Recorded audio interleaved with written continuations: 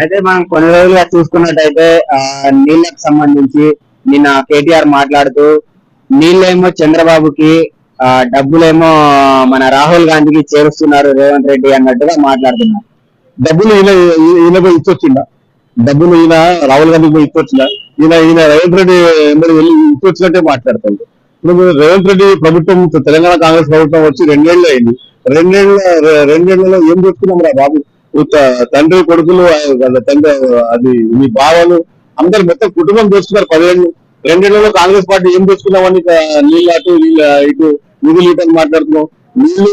నిధులు నియామకాలని చెప్పేసి 1200 మంది విద్యార్థుల ఆత్మబంధంతో తెలంగాణ వస్తే అన్ని మీరే దోచుకొని రాష్ట్రాన్ని అప్పుల కుప్పలుగా చేస్తే ఈరోజు రేవంత్ రెడ్డి కాంగ్రెస్ ప్రభుత్వం వచ్చిన తర్వాత అప్పులు తీరుస్తూ అన్ని స్కీములు ఇస్తూ ముందుకు పోతుంటే మీకు నచ్చట్లేదు.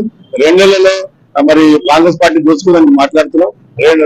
10 ఏళ్ళు నువ్వు అధికారంలో ఉన్న దోచుకున్న దానికన్నా 2 నెలల్లో కాంగ్రెస్ పార్టీ ఏం దోచుకోలేదు. అది అబద్ధాలు ఆడితే అతికినట్టు ఉండాలి. ఇది పూర్తిగా అవాస్తవం.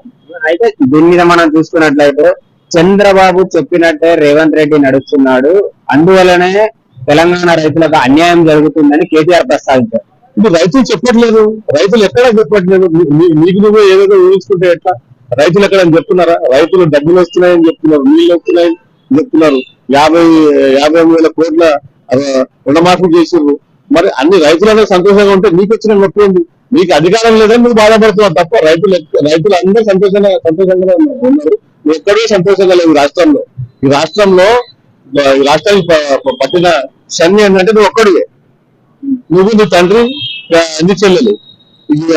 మీరు చేసిన అప్పులను మేము కాంగ్రెస్ పార్టీ ప్రభుత్వంలో వచ్చిన తర్వాత మేము అప్పులు తీరుస్తూ ముందుకెళ్తున్నాము. ఈరోజు తెలంగాణ రాష్ట్రము 5,000 కోట్లు వడ్డీ కడుతుంది.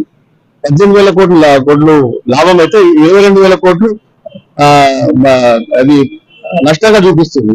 ఆ నష్టాన్ని మేము పుడుచుకొని ముందుకెళ్తుంటే నువ్వు దాచుకున్నారు. మీకన్నా దాచుకున్న వాళ్ళు ఎవరైనా ఉన్నారా? 10 ఏళ్ల కింద మీ ఆస్తులు ఎంత, ఇప్పుడు ఆస్తులు ఎంత? రండి ప్రజల ముందుకు. నీ చెల్లెలు చేసేదండి, నువ్వు చేసేదండి, నీ బావలు చేసేదండి, మొత్తం కుటుంబ పార్టీలా మార్చేసి రాష్ట్రాన్ని బంగాళాఖాతం నెట్టేసిన చరిత్ర నీది కాదా? ఈరోజు నోటుకు వచ్చినట్టు అధికారం లేక ఆయనకు పిచ్చి పట్టింది. ఆయనకు వెంటనే ఎర్రగడ్డ మెంటల్ హాస్పిటల్ తరలించాలని విజ్ఞప్తి చేస్తున్నారు.